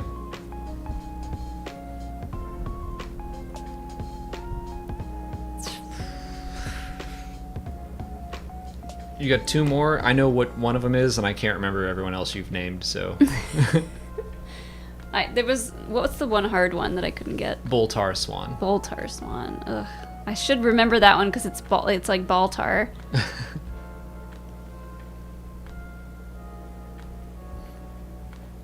And yeah, I don't know if I Let's say it was one. Obi-Wan. You skipped Obi-Wan. Yeah, sure. Dustin, aka Dustin, thank you for the super chat. Are you excited for Indiana Jones 5? Do you have any hopes or dreams for it? Were you ever going to do more Indiana Jones videos? Your indie content I've seen I really enjoyed. Yes, I'm excited for Indiana Jones 5. I kind of put it out of my mind because it got delayed a year. It was supposed to come out next month, and now it's not, which is sad. So it's coming out in 2023 now. I don't really have any hopes or dreams for it. I'm not thinking about it. I'm just gonna wait until we see a trailer and see what it's about. I'm gonna go in the theater and I'm just gonna enjoy myself, hopefully. Was I ever gonna do more Indiana Jones videos? Yeah, I have 3 more done. I was gonna do a whole like Indiana Jones week, and then the movie got delayed, so I just moved all of those videos to next year. I have them scheduled on YouTube to come out next year. They're gonna be so old by the time they actually come out. Yeah, but nothing's gonna change about them. Like, there's no Indian, like with Star Wars, sometimes there's a danger of like, okay, I made the Battle Droids video and I scheduled it for 4 weeks from now, and I sure hope they don't introduce another Battle Droid in the next 4 weeks. There's nothing new that's gonna come out about Jock, the pilot from Raiders of the Lost Ark. Sure. Like, I think I'm safe. Yeah. I'm excited for it too. Not nearly as much as Alex probably, but I'll see it when I see it. I don't know. I feel like I'm actively trying to not be excited about it, just to forget. If it were coming out next month, I'd be thrilled. I just think Harrison Ford is too old to still be making action movies. He's gonna be great. He's precious cargo. He needs to be careful. He does.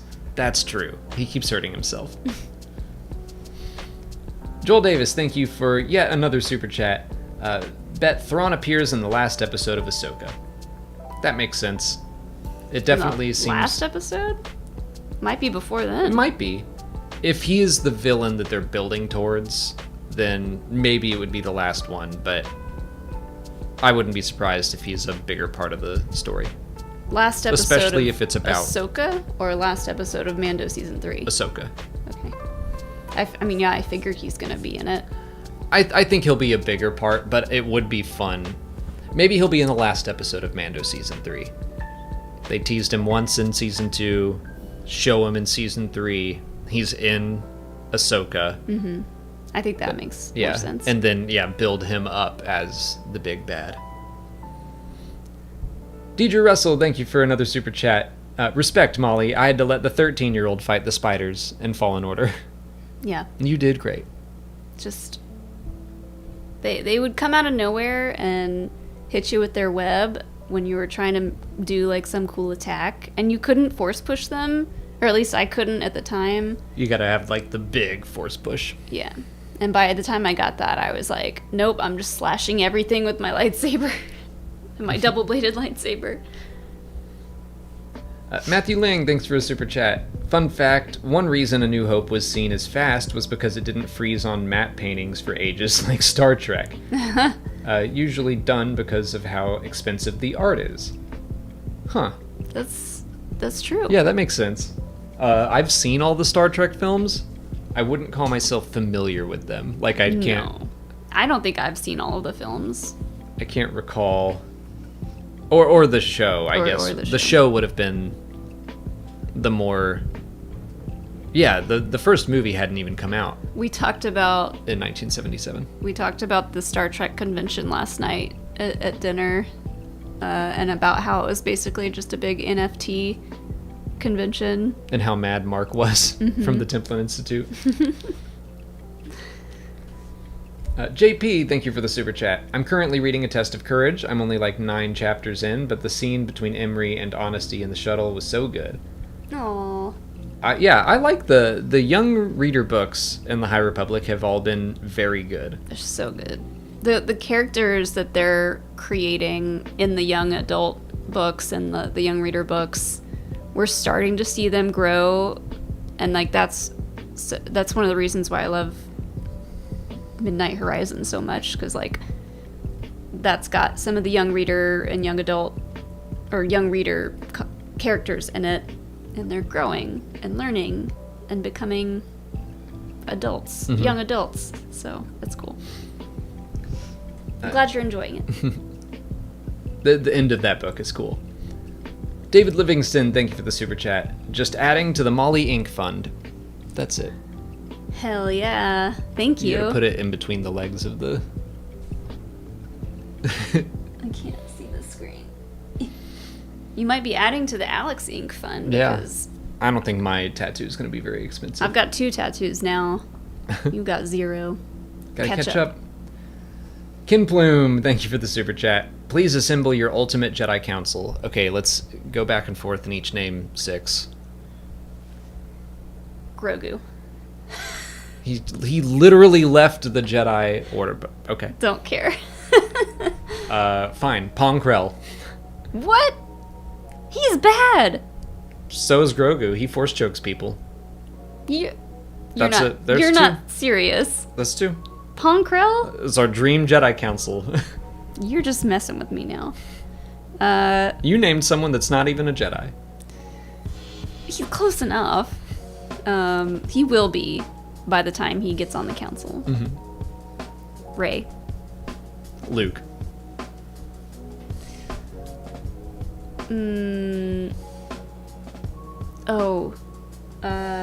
Shoot. What's the guy that's in Master and Apprentice? Rail Averross. Rail Averross.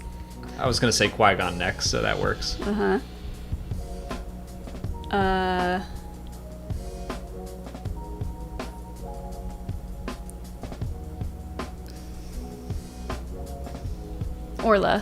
Orla Journey. Good one.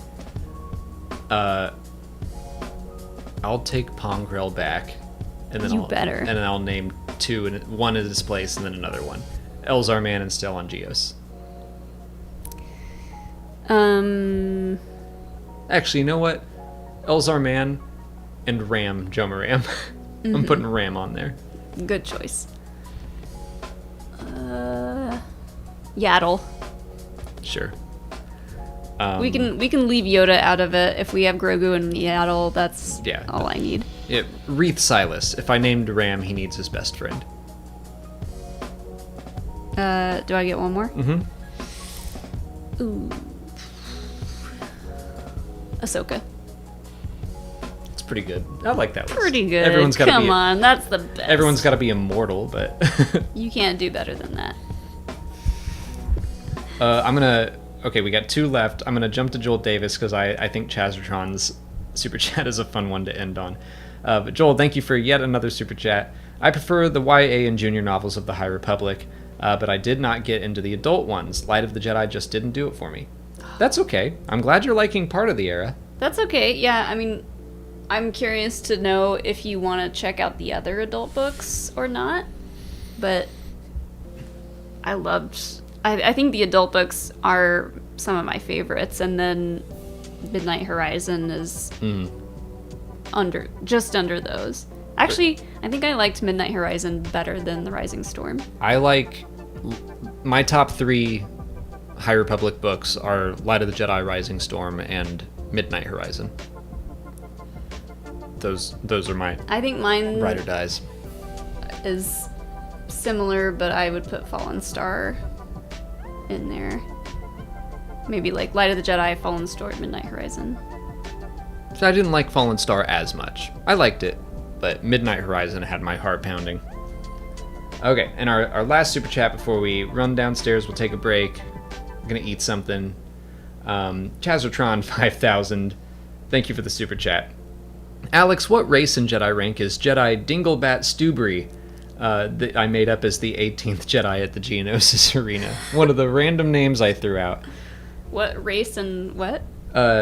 Just what race are they? Oh. What race is the Jedi Dinglebat Stewbury?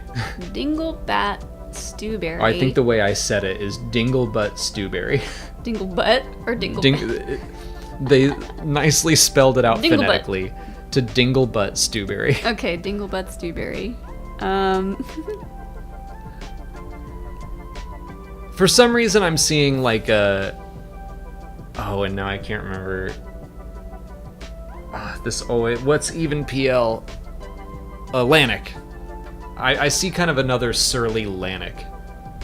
Oh, like the little short, big ear. Yeah. Yeah. Still got a Russian accent.